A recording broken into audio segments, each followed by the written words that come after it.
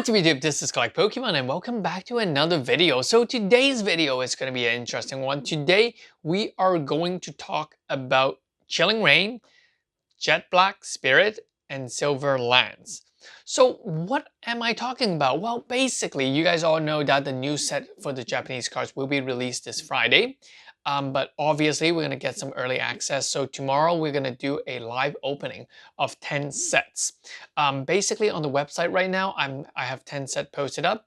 We'll be opening these tomorrow on a live video so you guys can see me, interact with me. Most likely it's going to be around that same time, around that GMT 11:30, 12 o'clock p.m. my 11:30 p.m. So yeah, most likely I'll just set up a schedule for it anyway very soon as I get the box for tomorrow. Yeah, so you guys can go check out the website. Basically, you guys, when you're buying it, it's a set of two. You get a Silver Lance and a Jet Black for that price that is listed on the website. Yeah, that's pretty much it for that announcement. What I want to visit with you guys is to see some of these alternative artwork and, to look at what kind of secret rare are in both of these sets.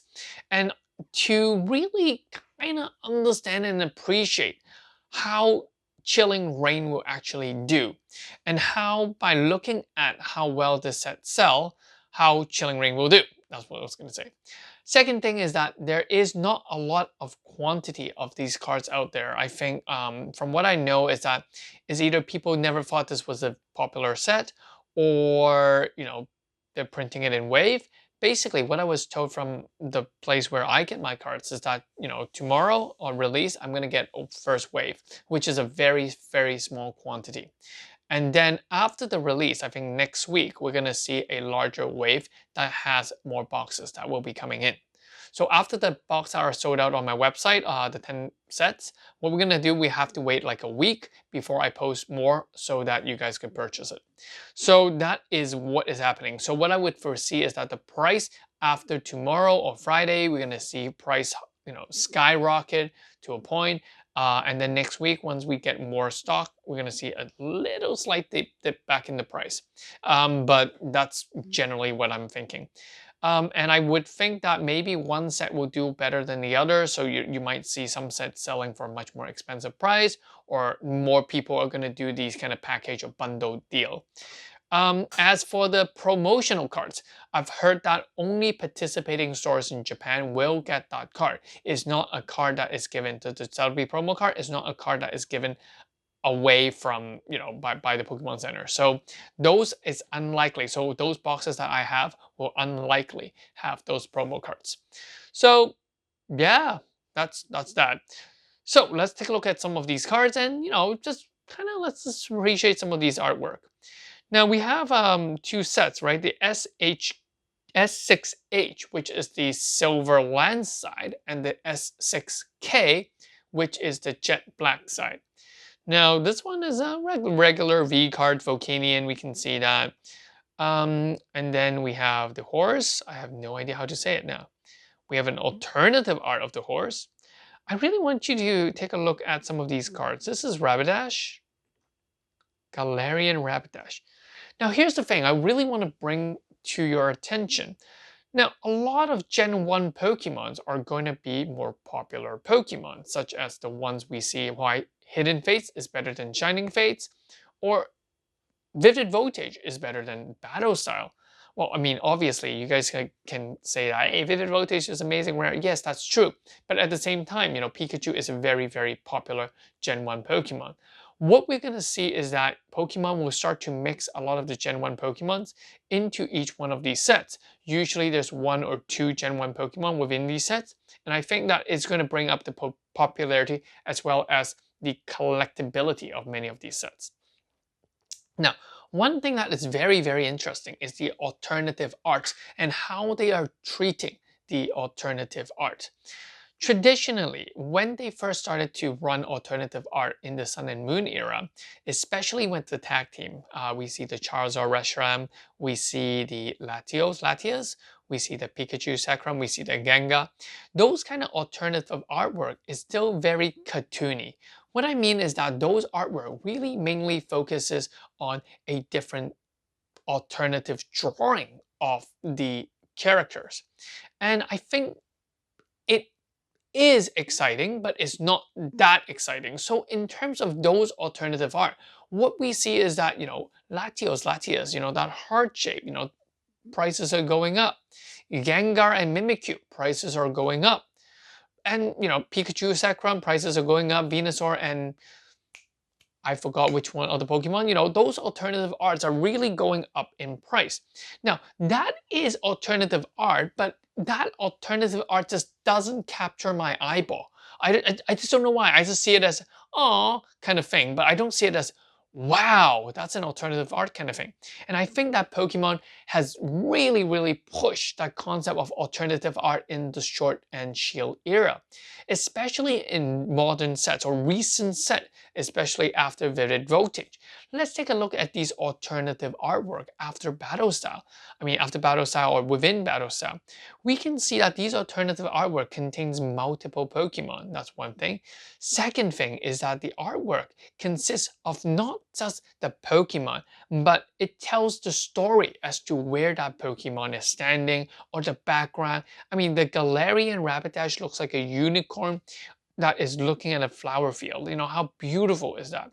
What about this one? Look at the different types of Pokemon that are within the shot. I was gonna say, whew, Freudian slip. Within the shot, it's just beautiful. It's just a lot. There's a lot going on with that kind of artwork. You can see a theme. You can see a background, and I think that is very, very much alternative artwork. We can actually call it alternative artwork instead of like another picture or drawing of Pokemon. And they're really trying to distinguish the difference between the alternative artwork and the regular artwork by keeping the regular artwork the same with a kind of like a gradient background behind each one of them, or like a pattern background as compared to other things such as an actual themed background. So I think that is definitely going to be a big hit. Now, waifu cards are obviously going to be hot as well. On the S6H, the Silverland side, we're going to see 2 waifu cards. I have no idea what their names are, but we're going to see 2 of them. And then there's 2 other trainer cards that are less waifu, I would say. Gold card, obviously, and we also have a secret rare energy cards. Now, on the other side with the Jet Black Spirit, Celebi, popular Pokemon, but like I said, these non-alternative art version is just going to look like that. And the alternative art version is going to be the ones that tells a story. So those are definitely nice looking. Now, like I said, these arts are just beautiful. It's just wow. It's like they allow the artist to draw the entire frame of the card instead of just that 3x4 square. So it's, yeah, I think that it's very good. Waifu cards here on this side, we have Caitlyn, and I think that's called Caitlyn. And who else we have? This girl. I have no idea what her name is, but yeah. So what I think of these cards, we have a Gen 1 Pokemon, Electro. In the previous video, I've always made a comment saying that, the Pokemon card market is not really slowing down. It is people having more knowledge. They know what to buy, they know what to collect, and they have a better sense as what is popular and what is not. And I think this set or this upcoming sets are going to be quite interesting to test that knowledge, for the individuals to test their knowledge, to see if they're right about something. And I think that distinguishing the alternative artwork like that, or by including things such as Gen 1 Pokemon in different sets, like the Gold Snorlax in S5A, what we're going to see is that some sets will definitely do much better than others. And I think that is the reason why Chilling Reign is going to be very, very strong as a set. And I think that Pokemon is likely to have gotten that formula to how to create all good sets. Because I do believe that Crimson Invasion, 2 years ago was a horrible set. Steam Siege was considered to be a horrible set. Now, the question is how to not make a horrible set ever again. mean, it's hard. You can get some less popular set, but how do you still make those less popular set sought after?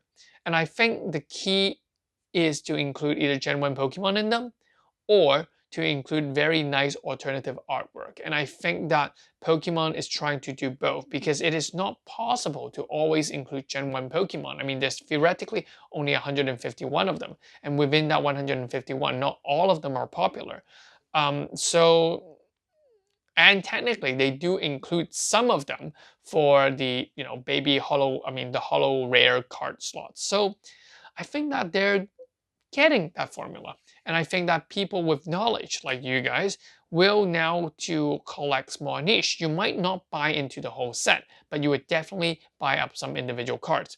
For example, when these cards are released in English, I will most likely collect a set of 4, a playset of all the alternative art, because I just think that eventually these alternative art, especially the ones with these kind of background, these whole frame within it, is definitely going to be very, very sought after.